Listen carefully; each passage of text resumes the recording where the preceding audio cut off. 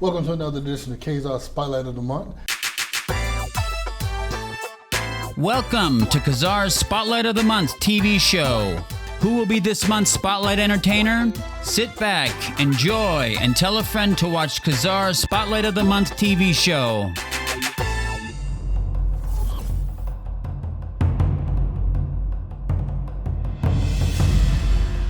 I'm here today to do a special segment on boss women making power moves. And I'm here today with Miss Margaret P. Beans. Yeah. Welcome to the show, ma'am. Thank you for having me. Absolutely, absolutely. Also, I'm here today with Miss Jennifer Jones, actress and director. Thank you. And Miss Social Butterfly herself, Miss Renee Hackney. Welcome to the show.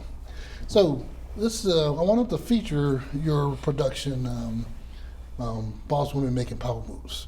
So I want to start off a little bit by you telling us a little bit of what that is, and then we'll go around and we'll talk about what you do individually. All right? Okay, well, I'm Margaret Bean. I am a multi-published author. I'm a playwright and director. I'm a founder of a group called Strengthen Our Sister. And Strengthen Our Sister is to encourage, inspire, build up, and strengthen our sister. In that, Boss Women Making Power Moves, I've gotten a lot of phone calls from women who want to jumpstart their dreams, to write books, buy houses. They have entrepreneur spirits, but they don't know how to get started. So normally I do an iced tea every year, bring women together and encourage them and inspire them. So this year I figured I'd put a little twist on it and do the entrepreneur piece to help women get started with their businesses or write those books or buy the houses. And so I've gathered some wonderful women who have the knowledge. I don't have it all. So I've gathered some wonderful women. September, we're going to get together, have breakfast, and just enjoy the day and listen to what they have to say with questions and answers, and allow them to walk away with some knowledge that they may not necessarily be able to get on their own. Wow. Now, see, if I said all of that, I would be super tired. You did it, you bastard. Oh, Mrs. Jennifer Jones. Yes. So I have many productions under my belt. I just started. I have a production in November that I'll be directing, an original piece from the artistic director of the Heralds of Hope Theater Company, of which I am a board member and an officer, and I have a ton of experience behind the scenes as well. I've done stage management, and I've also done sound design and sound. I've done the sound for various productions as well. So Okay. those are that. So how does what you've done, tie into Boss Women Making Power Moves? So I met Margaret through a production that that I auditioned for, and since then we've been doing a couple of things together. We actually had something that we were writing together, and we've. We're on the board together. We're on the board together of Heralds of Hope together too. Okay. We have. Miss Social Butterfly Incorporated, Yes, sir. talk to me. Tell me about, first of all, how did you come up with that name, first of all? And I have been a very sociable person since early on in high school, and just taking it on in college and doing different projects and different programs. And so my girlfriend, my best friend, Cecilia Smith, said, "You're a social butterfly." That's cool. And so you know, when I think of Social Butterfly, I think of social media. yes. So tell me how you approach that. I know you help promote and support various musical Yes. artists. Now I promote artists and musicians in the DMV and different venues around the city. Okay. And so I started off with the social media platform like Facebook, Instagram, and Twitter, excuse me. Okay. And that I would do people's Facebook pages for them. Wow. And so that was the basis for it. And then I wanted to step out a little bit more, and then approaching bands to allow me to be their event manager. Okay. And that would alleviate a lot of the MDs and the of their quests, when they can focus on the music and I can focus on the logistics as far as venues and their clients. That's awesome. That's awesome. All right, so now I can take it all back to square circle, center circle. moving into the director's position, there's a transition. We talked about it briefly offline. Share, and that's, to set that up, coming from an actor's perspective, and granted, I know you've done some other things behind the scene, but knowing that there's a change from being in front of the camera to understanding directions and all of that, and being able to directly communicate the details. So tell me how you're doing with that and what you're learning as a result of it. As a director, I think that you have to have a certain vision, and you have to be comfortable and assertive and communicative to the actors that you're working with, to express that vision and be clear in how to portray that vision, and also listen, because a lot of directors, I think if they don't have the experience of being an actor, their idea is one thing. But as an actor, I know that the words on a paper, to translate it and bring it to life, is a total different animal. Yeah, I know some filmmakers that have that meant. I've had them as a spotlight artist, and I've tried to get them to understand that difference. Because you talk to them and they're like, I don't worry about that, that's their expertise. I just want them to show up and do that and act. I give them a script. Or if I don't give them a script, I want them to just act. I'm like, okay, it's a lot more to it than that. Yes. So, if you can't, everyone's personality is one thing, but if you have a strong vision of each character in a production, then you can communicate that with them.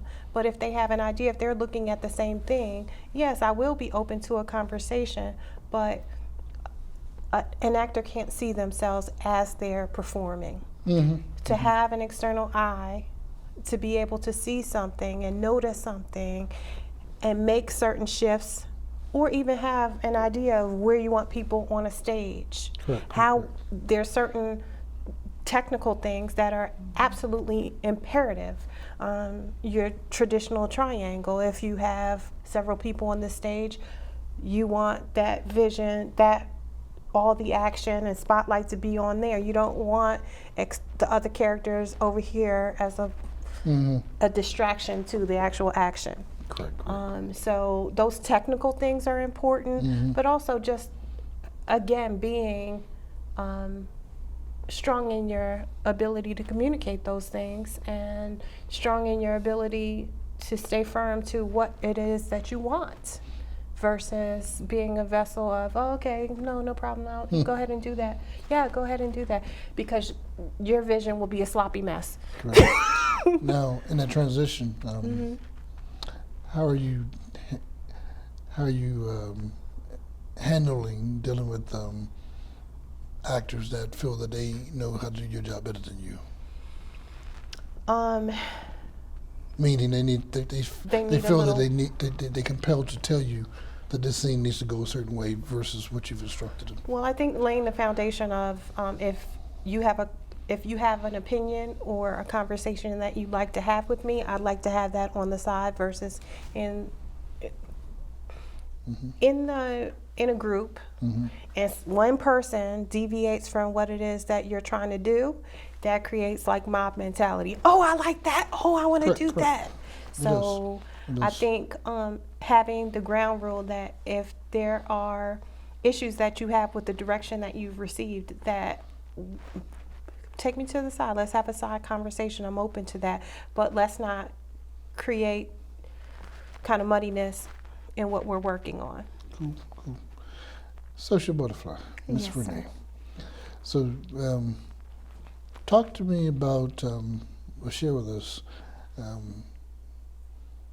the challenge you found. I know and thank you for your service as a law enforcement officer. Transitioning the mindset there is a different mindset that we deal with sometimes in doing what we do as law enforcement, right? Dealing with the different people, and now we're in a situation where we're trying to engage with folks that may have a mindset on how they think things need to go, and you be having the experience as far as what works and what doesn't, and trying to communicate that to them. What kind of challenges do you find? Well, the challenges, I guess, will be in any business that we must cover our own self, number one. And in the music business, I find that not all musicians, but most do not have the understanding that in the music business, it's 90% business and only 10% music. And so after we can settle on the music part and let the musicians, rely on the creative part, and then the business part is already ironed out, and once contracts are received and done, and then we can come together on the next move on how we can bring their fan base into the music, and if they have any followers, or different, or the promotion aspect of it, I don't think they understand that a lot of times either. Okay, so we're going to cut all that, right? No, keep talking. Okay, so the promotion aspect is, God, I'm falling. So let me ask you this: in dealing with musical artists, Yes. I know a lot of times. Sometimes they come up with they get a point, they hit a rock, and of creativity. So they forget about moving forward with original stuff. And sometimes they want to take someone else's music and twist it just a little bit, so they can perform it. But then at some point they want to start putting out some CDs. So from a business perspective, how do you handle educating them to understand the legalities to copyrights? As a business expert, first of all, you have to educate them on copyrights and copyright infringements. And a lot of musicians don't know the procedures on how about getting things copyright or asking for permission from the artist that they can use their material. And that actually ties over to stage plays too, because you will not go to a stage play without someone using someone else's music. That's correct. And to an extent, that's not too much of an issue. Right. Until they start selling publications. Yeah. Right? Yes. Right. When revenue comes in. Right. Yes. Well, I have original music songs that I wrote myself. We use tracks. This show, we're actually going to do tracks to original music, so I'm proud about that. Okay. We've used songs in the past, and I've had to get permission and licenses to use other people's music for my show, and then a limited amount of their music. I don't use the entire song, maybe 3 minutes at the most, but there are original music for this show that I'm doing, so I'm proud of that. So you got two things you're going to need, and I'm pretty sure you know it, but if you don't, so you have the lyrics, and then you have the music, and they're not all necessarily the same person. Right. Right, you have the producer that produce that sound, right? So that's a master license you're going to need, master sync license. Yep. Then you have the synchronization license from the person with the lyrics. Anyhow, so that's the importance of understanding copyright in the entertainment industry and what you're doing as far as the music and all of that. I want to take it back to your production, the main reason for this show. What are some of the key components that your audience, the folks that attend your event, are going to be able to pull out of that? I want them to walk away, 1, inspired, Okay. 2, to fulfill their dreams, 3, to have a reliable network to fall back on. So I'm asking folks to bring business cards. I'm going to actually do a meet and greet where you have to meet 3 people. I find that where we lack at is follow-up. So if you have the number, personally met somebody, hi, my name is Margaret and I have 3 children. You bring some history to our meeting, so you'll be wanting and willing to follow up with me if you do the meet and greet and actually find out 3 things about me. Follow-up is very key. A lot of people have lost opportunities for not following up with people. You get a stack of business cards and you never follow up with people, and that person may have what it is that you need, Renee, I met her at a function, and she brings life to a lot of things in my life that she's probably not even aware of. But her business acumen is so powerful that women need to experience that. You know, she knows the business side of music. She knows about the importance of promoting your shows, and she knows where to take you, venues that are highly reputable venues. She's not taking you to a hole in the wall. So it's very important to meet people who have gone through something to start their business. You know, she's a CEO of a major company. She's walking in places, social butterfly, you know, because she's really about being the social butterfly that, you know, this industry really needs. You want a promoter that knows where to go, how to do certain things, and Renee Hackney, social butterfly, that's where you need to go. Okay. You utilize forms for like when you say like your promotion, your events coming up. You take advantage of opportunities to go to like the news outlets, the NBC, you know, just to tell them about what's going on, that kind of thing. Do you do that? I have not had the time to do that, and I don't have a PR person. That's kind of like the social butterfly thing. You know, That's what a tie this is, right? yeah, you know, she promotes my event and she supports me. That's great. I appreciate that. That's not you. What's not me? That's not you. That's not for you to do. It's that's not her? your social. Okay, go ahead. Go ahead on. I mean, I'm not saying I'm talking about it. I'm saying You're fine, because, like, for me and my I stuff, know her, so. I end up having to do some of it because I don't have that person to do it. But then I got to trust that person to represent me correctly. Right, Absolutely. right. Absolutely. That's They get up there key. and commit me or something. Like, hey, I didn't say that. Right. Well, I have been promoting her event in different outlets that's reaching in like 60 or 70,000 people. Okay. So, Like, one thing I was going to mention. So, you know, we got to keep up with technology. yes. Business cards are great, but they're not being used as often. Nope. They will definitely IG, Facebook you quickly, and you can follow up that way too. Yes. So Very you important. cannot disassociate yourself with. You can't be in the entertainment business industry, period, and not use social media. Absolutely. Because you're setting yourself up for failure in a sense. So I'm just saying that. So when you're presenting that, talk about that aspect. Well, you know, that's key that you say that. I've been working with a lady, and she only has Facebook. She doesn't have Instagram, she doesn't have Twitter, she doesn't even have a web page. And so it's very important to have a web page. It's very important to have Instagram and Twitter and Facebook and all of those social media things, because that is the technology wave that we're living in right now. And some people say, oh, I'm not online. Well, we shop online, we, you know, watch TV online, everything is online. So I would suggest and recommend that people who don't know how to use it, Social Butterfly has created plenty of pages for people.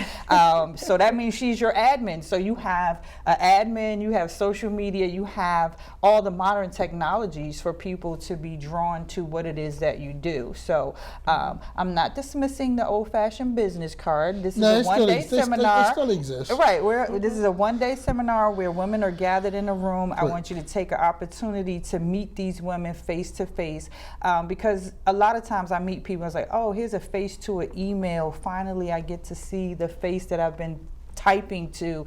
I think that those are really key elements, that we keep that personal touch. I think that's what Strengthen Our Sister is all about, the personal touch of being able to sit down with a woman and rub her hand and say, hey, you can do this. You know, you are phenomenal. You can go out here and start this business. And guess what? I'm here to support you for real. I got your back. I'm going to promote you, and I'm going to call you and encourage you, strengthen you, inspire you, and really be about what I say I'm about. Right. Now I have a question. Yes. Like, what would you identify yourself, if I'm just meeting you, what would you identify with yourself as being, and what, as far as what you do, that I can, and we have like 2 seconds. Identify myself and what I can. 2 seconds for me to remember what you just told me. 2 seconds? Yeah. I'm Margaret, I'm cool, and because by the time I tell you I'm a multi-published author, playwright, director, I love motivational speaking, that's too much. No, that's fine. I'm just Margaret on a good day, that's all I ever say. That's fine. Okay. It's your turn. I would say JJ Hill. That's my writer's name. Okay. But I'm a writer too, actor, director, anything. I'm an avid learner. Okay. So I think those are the things that I would say about myself. Okay. Hi, I would tell you that I'm Social B and that I am a helper. Cool. And in being help, I just want to tell you that I'm seasoned at this age of the age of 60. I wouldn't use that. No? I wouldn't use that. Season? It's the age is Okay. it's a special Okay. place to be. Okay. Because you went through some things that has brought you to a certain place. Okay. Because some people can take that and they can be because they're like, well, I'm too old to do certain things. They need to don't embrace who they are correct, at correct, any. but they don't get it. So, Okay. Okay. You're special. So. Okay. And I'm not taking it from that. I'm just saying some people just not there. Gotcha. I did that for a reason. So when you had these ladies being introduced and all that, I'm so and so, blah, blah, blah. There's something unique you need to identify. Okay. Yours was, I'm a multi-published. Right. Yours is Social Butterfly, actor, director. Get some awards if you haven't gotten the awards. If you have gotten awards, identify yourself as an award-winning. Okay. Right? People introduce, if we had like a group of filmmakers, and they all say, I'm filmmaker so-and-so, I'm a multi-award-winning filmmaker, independent filmmaker, and television producer, Taylor. It sets you apart. It's memorable. Okay. Just little nuggets. I've learned some things too. Okay. Well, let me do that again. I'm Marcy Bain. That's right. Well, let me do that again. I gotta keep on Bronx talking. award-winning. Okay, I'm an award-winning black young artist. How about that? And that's fine. Okay. But I'm serious. Someone did that. A young lady that she teaches multi-million-dollar millionaires. Okay. She did that, and I didn't get it at first, because we all said what we represented, and it was cool, but it was nothing that stood out. This stands out. Okay. You can have a room full of publishers, Okay. but they haven't distinguished themselves as a multi-published. Okay. Or, right? Okay. So Yes, got it. use that, and a lot of folks won't use it because they feel, oh, I'm bragging. Yeah, you gotta let yourself be known. Okay. Let them say it also, but if you say it enough, they'll start introduce you that way. Okay. That's a lesson learned today. Yes. Thank you for that. Okay, so Kayla. let me do mine over. All right, come on now. You can do yours though. Okay. I am an award-winning promoter. Okay. And what I would suggest to any woman to follow your dreams. Exactly. Cool. Most definitely. See how that works? Yes. All right, so now for the ladies out there, the 9 to 5 ladies, or the ladies that housewives, Okay. stay-at-home moms, that may have dreamed or thought about trying to become an entrepreneur or even get into starting a business. Talk to us. What advice would you give them? Suggestions, that kind of thing. For women who stay at home, there are a lot of home-based businesses where you can do things online. Once again, you have to step out the box and go and do things online. If you have small children, during nap time online, meeting other women who are out to help network your business. My daughter started her own online boutique, and so I promoted for her, but she had somebody else set it up, and she works a 9 to 5 job. So connecting with people to develop your website, promote your website, and to keep your inventory up to date. So she's networked with different people to do all of those different things. The 9 to 5, I'm a 9 to 5. I go to work every day, and I write in the evenings. I have rehearsals on the weekends. This one-day seminar I have been promoting. I create my own flyers because I started out with graphics. So I create my own flyers, and that was like a home-based business for me early on. Getting me where I am now, but actually the 9 to 5 is what funds my activities. The seminar, I'm looking forward to all of the great things that's going to come out of it. But I mean, if you have an idea on the inside, I would just say jumpstart it. connect with the right people to help you do certain things. And then there are those days, we talked about struggles. There are those days where there's no Renee, there's no Jennifer, it's just me. And I do the admin stuff. For my play, I'm the travel arrangements, getting 15 people to New York, securing the facility for the show, making sure they eat when they get there, making sure everybody gets there under my liability insurance. Everybody wants to come on their own, so the responsibility, my liability insurance covers us if we travel together, so that those are the different things that you have to be knowledgeable about. And there are days when you have to do a lot of things yourself. And it can be a struggle. You get stressed out, you get tired, you get burnt out, but you put your name out there, you put your product out there, and you still have to go even when there's nobody else to go. I started at home, so my business is a started at-home business, where I just, enlisted a couple of people and found out that they had no knowledge about Facebook or the time to even put in there to advertise their business. And so that's how I started. I actually had a real estate office, and that started with the idea that I had been in housing and been in associations and been around a lot of, I just kept touching housing, and had an opportunity to go to New York and picked up and left. So you have to be willing to reach out and do it, just do it, and stop talking about it. Take a first step, be it doing research, or doing it on a part-time basis, or being mentored by someone so you can actually see what that looks like to own a business. Because if you see someone and actually try it on, that try-on might be good for you. Well, ladies, it's like good old time of the show where it's over. We're gonna have to call it. But this has been a great show, and I can tell you all loosened up and enjoyed yourself. I try to make it fun. I don't want to be all stuffy and all that. So. Well, thank you again for having us. Thank you. Thank you. Well, thank you all, and we'll come back, especially if you want to talk about some other stuff. Relationship surge, that's what we're going to talk about. We're going to relationship segment with the boss women. So with that being said, I want to thank you for joining us for this edition of KZAR Spotlight of the Month, and we'll talk again as we highlight and specialize in another area for the entertainment industry as we spotlight these entertainers. Thanks for joining us.